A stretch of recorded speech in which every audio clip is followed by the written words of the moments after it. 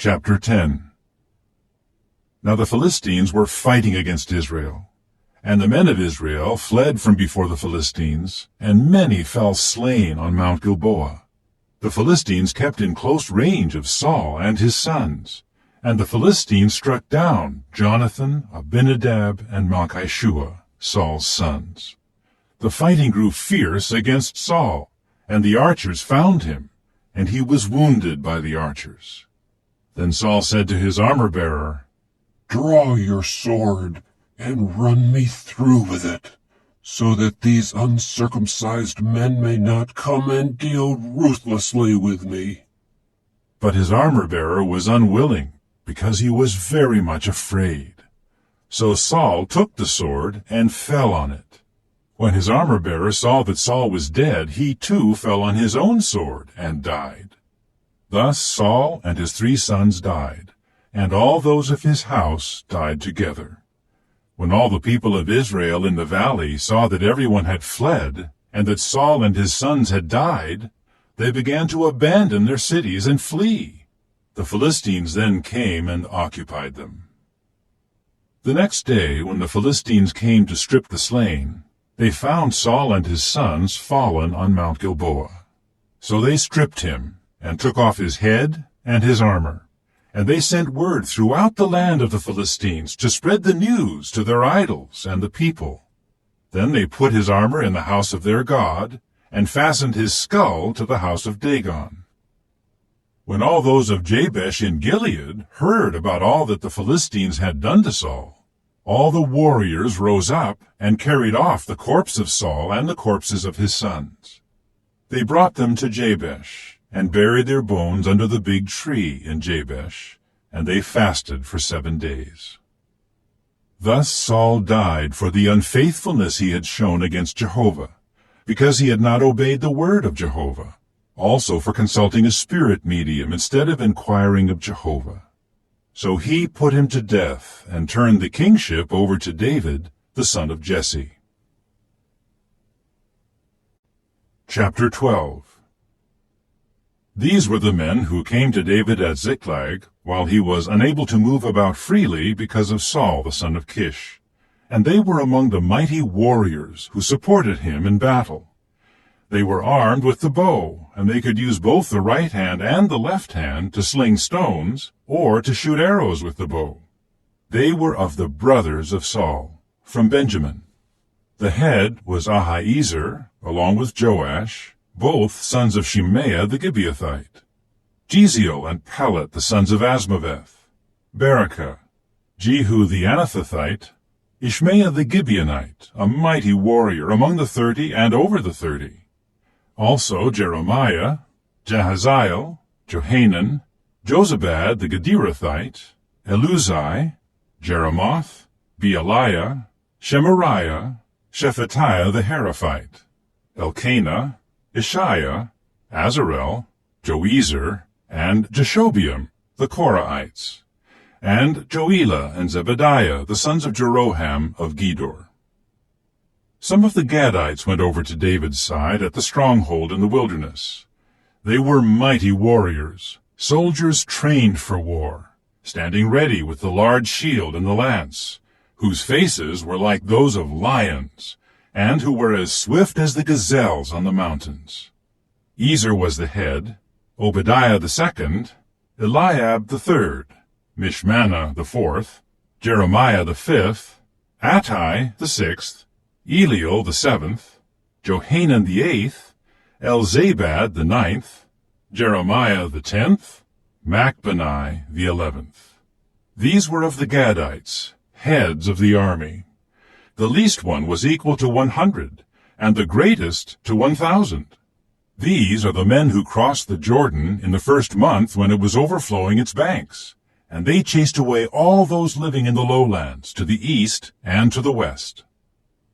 Some of the men of Benjamin and Judah also came to David at his stronghold. Then David went out before them and said to them, "If you have come to me in peace to help me, my heart will be united with you. But if it is to betray me to my adversaries when my hands have done no wrong, let the God of our forefathers see it and judge." Then the Spirit came upon Amasai, the head of the 30. We are yours, O David, and we are with you, O son of Jesse. Peace, peace be yours, and peace to the one helping you, for your God is helping you. So David received them, and appointed them among the heads of the troops. Some from Manasseh also deserted to David when he came with the Philistines to battle against Saul. But he did not help the Philistines, for after consultation, the lords of the Philistines sent him away, saying, He will desert to his lord Saul, and it will cost us our heads. When he went to Ziklag, these deserted to him from Manasseh: Adnah, Jozabad, Jediael, Michael, Jozabad, Elihu, and Zillethai, heads of the thousands of Manasseh. They helped David against the marauder band, because all of them were mighty, courageous men, and they became chiefs in the army. Day after day people kept coming to David to help him, until it was a camp as great as the camp of God. This is the number of the heads of those armed for battle who came to David at Hebron to turn the kingship of Saul over to him, according to Jehovah's order. The men of Judah, carrying the large shield and the lance, were 6,800, armed for battle. Of the Simeonites, the mighty, courageous men of the army were 7,100. Of the Levites, 4,600. Jehoiada was the leader of the sons of Aaron, and with him were 3,700, as well as Zadok, a mighty and courageous young man, along with 22 chiefs from his paternal house. Of the Benjaminites, the brothers of Saul, there were 3,000, of whom the greater number had previously been guarding the interests of the house of Saul. Of the Ephraimites, there were 20,800 mighty, courageous men of fame among their paternal houses. Of the half-tribe of Manasseh, there were 18,000 who had been designated by name to come to make David king. Of the tribe of Issachar, who understood the times and knew what Israel should do, there were 200 of their headmen, and all their brothers were under their command. Of Zebulun, there were 50,000 who could serve in the army, drawing up in battle formation with all the weapons of war, all joining David with undivided loyalty. Of Naphtali, there were 1,000 chiefs, and with them were 37,000 with the large shield and the spear. Of the Danites, those drawing up in battle formation were 28,600. And of Asher, those who could serve in the army for drawing up in battle formation were 40,000. From across the Jordan, of the Reubenites, the Gadites, and the half-tribe of Manasseh, there were 120,000 soldiers with all kinds of weapons of war. All of these were men of war, joining together in battle line. They came with a complete heart to Hebron to make David king over all Israel.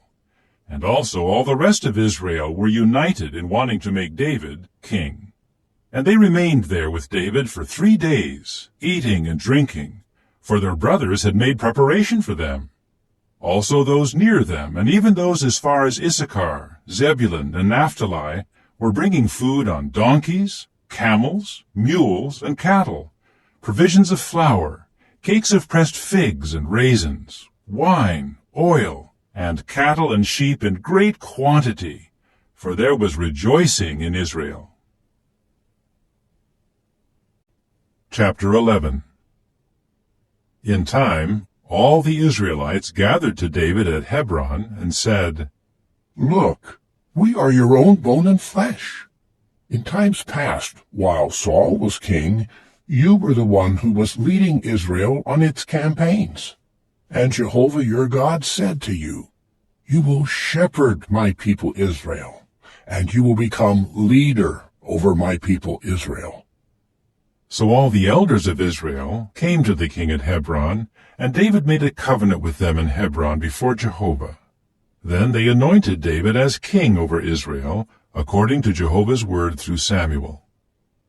Later, David and all Israel set out for Jerusalem, that is, Jebus, where the Jebusites were inhabiting the land. The inhabitants of Jebus taunted David, "You will never come in here." However, David captured the stronghold of Zion, which is now the city of David. So David said, "Whoever is the first to strike the Jebusites will become chief and prince." And Joab the son of Zeruiah went up first, and he became the chief. Then David took up residence in the stronghold. That is why they called it the city of David. He began to build up the city all around, from the mound to the areas around it, and Joab restored the rest of the city. Thus David became greater and greater, and Jehovah of armies was with him. Now these are the heads of David's mighty warriors, who gave him strong support in his kingship, together with all Israel, to make him king according to Jehovah's word concerning Israel. This is the list of David's mighty warriors. Jeshobeam, the son of a Hachmonite, the head of the 3. He brandished his spear over 300 slain at one time. Next to him was Eleazar, the son of Dodo the Ahohite. He was among the 3 mighty warriors. He was with David at Pasdammim, where the Philistines had gathered together for war. Now there was a plot of land full of barley, and the people had fled because of the Philistines. But he took his stand in the middle of the field and defended it, and kept striking down the Philistines, so that Jehovah brought about a great victory. 3 of the 30 headmen went down to the rock, to David at the cave of Adullam, while a Philistine army was camped in the valley of Rephaim. David was then in the stronghold, and a garrison of the Philistines was in Bethlehem. Then David expressed his longing. "If only I could have a drink of the water from the cistern by the gate of Bethlehem." At that the 3 forced their way into the camp of the Philistines, and drew water from the cistern by the gate of Bethlehem, and brought it to David. But David refused to drink it, and poured it out to Jehovah. He said, "It is unthinkable on my part from the standpoint of my God to do this. Should I drink the blood of these men who risked their lives? For it was at the risk of their lives that they brought it." So he refused to drink it. These are the things that his 3 mighty warriors did. Abishai, the brother of Joab, became head of another 3. He brandished his spear over 300 slain, and he had a reputation like the 3. Of the other 3, he was more distinguished than 2 of them, and he was their chief. Yet he did not attain to the rank of the first 3. Benaiah, the son of Jehoiada, was a courageous man who performed many exploits in Kabzeel. He struck down the 2 sons of Ariel of Moab, and he descended into a water pit on a snowy day and killed a lion. He also struck down an Egyptian man of extraordinary size, 5 cubits tall. Though the Egyptian had a spear in his hand like the beam of loom workers, he went against him with a rod and snatched the spear away from the Egyptian's hand and killed him with his own spear. These things Benaiah the son of Jehoiada did, and he had a reputation like that of the 3 mighty warriors. Although he was distinguished even more than the 30, he did not attain to the rank of the 3. However, David appointed him over his own bodyguard.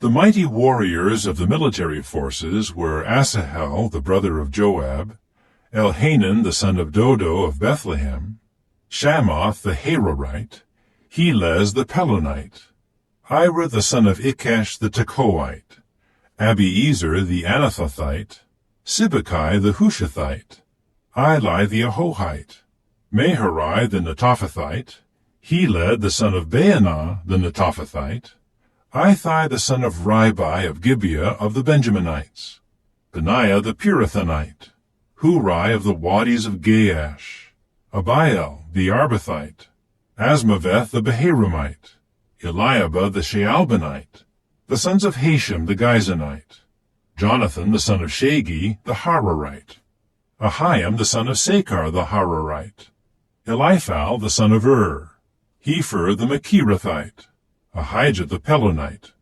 Hezro the Carmelite, Naarai the son of Ezbai, Joel the brother of Nathan, Mibhar the son of Hagri, Zelek the Ammonite, Naharai the Berothite, the armor-bearer of Joab the son of Zeruiah, Ira the Ithrite, Gareb the Ithrite, Uriah the Hittite, Zabad the son of Ali, Adonah the son of Shiza the Reubenite, a head of the Reubenites, and 30 with him, Hanan the son of Maacah, Joshaphat the Mithnite, Uzziah the Ashtorethite, Shema and Jael the sons of Hotham the Arorite, Jediael the son of Shimri, and Johah his brother the Tizite, Eliel the Mahavite, Jerubai and Joshaviah the sons of Elnaam, and Ithma the Moabite, Eliel, Obed, and Jaasiel the Mezobaite,